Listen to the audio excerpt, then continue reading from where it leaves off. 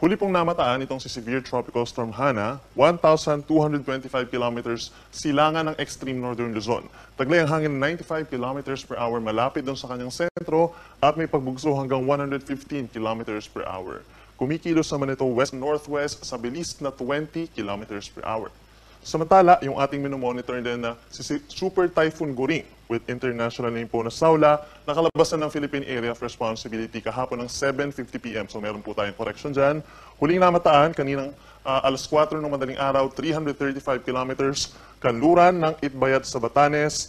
Malakas pa rin po ito kumpara dito kay Hana, nasa 195 kilometers per hour. Yung sustained winds niya malapit doon sa kanyang mata at may pagbugso hanggang 240 kilometers per hour. Kumikilos ito pa westward sa bilis din na 20 kilometers per hour. At base po sa pagtaya ng pag-asa, kikilos pa rin pakaliwa at patungo dito sa may southern China, maaaring matamaan directly po ang Hong Kong and Macau, yung ating mga kababayan po doon. Pinag-iingat na natin as early as now dahil possible lang masungit na panahon over the weekend. At itong si Bagyong Goring or si Bagyong Saula ay nag-enhance pa rin po ng southwest monsoon or habagat in many areas of Luzon, base na rin sa ating latest satellite animation. Ito naman po yung latest track regarding dito kay Severe Tropical Storm Hana. So kung mapapansin po nila, sa susunod na 4 na araw ay kikilos pahilagang kanluran or paangat na pakaliwa itong si Bagyong Hana. So nakikita natin within the next 24 hours ay kikilos ito, mananatili si Severe Tropical Storm. So by tomorrow morning, STS siya habang nasa may silangan ng Taiwan. Maring lumabas na rin ang Philippine Area of Responsibility bukas ng hapon or gabi, patungo po dito sa may Ryukyu Islands, pagsapit po ng Friday hanggang Saturday. And then pagsapit ng Sabado, maring maging typhoon na po ito. Lumakas pa siya bilang isang typhoon habang nasa may East China Sea. Pagsapit po ng Linggo, lalapit pa siya dito sa may eastern portion ng mainland China, kung saan maring maglandfall nga ito at humina na eventually sa susunod po na Linggo. Base po sa ating track, kung mapapansin nila, meron tayong cone of probability. So, ibig sabihin, maaaring bumaba pa ng bahagya or umangat ng bahagya yung track nitong si Bagyong Hana. So, depende pa rin po, pag nagbago ito at bumaba ng bahagya, mas matatagalan itong mananatili sa ating area of responsibility, maaaring Sabado pa.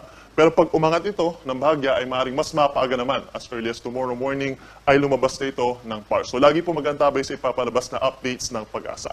Samantala, yung kabuang lawak o yung diameter nitong si Bagyong Hana ay nasa around 500 kilometers. So kung mapapansin po nila, pag nag-traverse itong malakas po na hangin na dala ni Hana sa mga susunod na araw, ay mababa yung chance na maapektuhan ng malakas na hangin itong extreme northern Luzon. So base po sa ating latest track, mababa ang chance na magtaas din tayo ng tropical cyclone wind signals. Ngayong araw po and even in the coming days, may epekto pa rin po ng habagat or mga pag-uulan. Mayroon din mga pagbugso ng hangin dahil sa mga pinalalakas po ito ng mga bagyong Hana at ni formerly Goring. So asahan po natin ngayong araw, mataas ang tsansa pa rin ng mga pag-ulan over Metro Manila, Ilocos Region, Abra, Apayao, Benguet, Tarlac, Pampanga, Bulacan, and Calamian Islands. So, nasa around 50 to 100 millimeters po yung dami ng ulan na posibleng bumagsak ngayong araw dahil po sa habagat. Importante itong figures na ito dahil makakapag-assess yung ating mga local disaster risk reduction offices kung posible ba magdulot ang dami ng ulan na ito ng mga pagbaha or pagguho ng lupa. Iba-iba po yan, iba-ibang risk kada lugar. Samantala po by tomorrow and even pagsapit po ng Sabado sa mga unang araw ng Setyembre, maulan pa rin over Metro Manila at malaking bahagi ng Ilocos Region as well as Abra, Benguet, malaking bahagi ng Central Luzon, itong Tarlac, Nueva Ecija, Pampanga, Bulacan, merong 50 to 100 millimeters na dami ng ulan, so mga light to moderate with the times heavy rains po yan. And sa Calabarzon, pinang-apektado ang Rizal. Then pagsapit po ng Sabado, affected na rin po ang Cavite and Batangas ng minsan malalakas na ulan. As sa Calamian Islands sa northern portion of Palawan, asahan din po for the next 3 days ang 50 to 100 millimeters na dami ng ulan. But please take note po, pagsapit po ng susunod na 3 araw, meron tayong 100 to 200 millimeters na dami ng ulan sa 3 probinsya, Zambales, Bataan, and Occidental Mindoro. Epekto rin po ito ng habagat. So walang direct effect itong si Bagyong Hana or yung si former Goring sa malaking bahagi po ng ating bansa. So yung mga magiging pag-ulan natin for the next 3 days ay dahil sa habagat, pinag-iingat natin ang ating mga kababayan sa mga posibleng pagbaha at pagguho ng lupa at even pag-apaw ng mga ilog. At laging magantabay sa mga updates ng pag-asa, yung mga heavy rainfall warnings natin, very useful yan sa ating mga estudyante at mga papasok sa kanilang trabaho and possible din po ang pagguho ng lupa.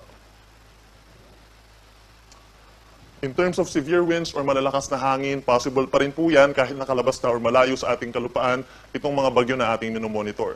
Gusty conditions or pabugso-bugsong hangin ang mararanasan over Ilocos Region and Cordillera Administrative Region ngayong araw po. Samantala, today up until Saturday ay asahan din po ang malakas na hangin over Zambales, Bataan, Bulacan, ganyan din sa Aurora, Metro Manila, Calabarzon, Mimaropa, Bicol Region, even Western Visayas at northern portion of Eastern Visayas, asahan po yung mga pagbugso ng hangin. Inuulit natin, hindi po ito directly coming from severe tropical storm Hana, bagkus ay dahil po ito sa habagat na siyang pinalalakas ng mga bagyong ating minomonitor sa ngayon. Mataas ang tsansa na mas malakas yung gusty conditions sa mga coastal areas at yung mga bulubundukin na lugar. Bukod dun sa ulan at sa malakas na hangin, meron din po tayong matataas na mga pag-alon dulot ng habagat na siyang ang pinalalakas nitong sina Bagyong Saula at ni Bagyong Hana. So over the northern seaboard of northern Luzon, dito po sa may Batanes, Babuyan Islands, northern Cagayan, hanggang 6 na metro or 2 palapag ng gusaling mga pag-alon ang posibleng maranasan ngayong araw dahil po yan kay Bagyong Guring. Samantala sa natitirang bahagi ng halos buong Luzon, except dito sa may parting central portion of Quezon, ganyan din sa malaking baybayin po ng Visayas, asahan naman yung 2.8 to 4.5 meters na taas ng mga pag-alon. So nasa isa't kalahating palapag ng gusali naman po mga pag-alon ito. At delikado rin ito para sa mga maliliit na sasakyang pandagat. So possible pa rin tayo na magkaroon ng mga sea travel suspensions ngayong araw. And in the coming days po, habang lumalapit itong si Bagyong Hana sa ating kalupaan, possible pa rin sa malaking baybayin po ng Luzon and Western Visayas ang maalon na karagatan. Ngayong araw po, asahan ang pinakamatataas na chance ng ulan dito sa may extreme northern Luzon, Ilocos Norte, Apayao, Batanes, and Cagayan.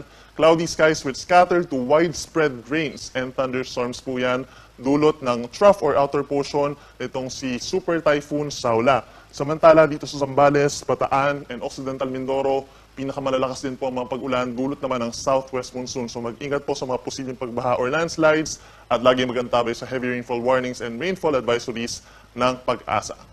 Dito naman sa natitirang bahagi po ng Ilocos Region, dito rin po sa Abra, Benguet, Pampanga, Tarlac, Bulacan, Metro Manila, Cavite, and Batangas, asahan po yung paminsan-minsang malalakas na mga pag-ulan, dulot din po yan ng southwest monsoon. And in other areas of Luzon po, maliban na lamang sa Bicol Region kung saan nag-i-improve yung weather doon at meron na lamang mga isolated thunderstorms. Sa ibang bahagi pa ng Luzon, asahan ng cloudy skies at meron din pong kalat-kalat na mga ulan and thunderstorms. Bahagyang epekto na rin po ng southwest monsoon. Sa ating mga kababayan sa Visayas, pinaka-apektado ng habagat itong lalawigan ng Antique. So asahan pa rin po makulimlim na panahon na sasamahan ng kalat-kalat na ulan and thunderstorms. But for the rest of Visayas, partly cloudy to cloudy skies. Minsan maaraw pa nga po dito sa may parting central and eastern portions. And mataas ang chance ng mga pulupulong ulan lamang or localized thunderstorms sa may western Visayas. Sa ating mga kababayan po sa Mindanao, asahan din po mainit at maaninsangan na panahon. Madalas maaraw in many areas of Mindanao, pagsapit po ng umaga hanggang tanghali. But then pagsapit po ng hapon hanggang gabi ay mataas ang chance ng mga pag-ulan over here in Zamboanga Peninsula, parts of Bangsamoro Region, Northern Mindanao, and Agusan del Sur.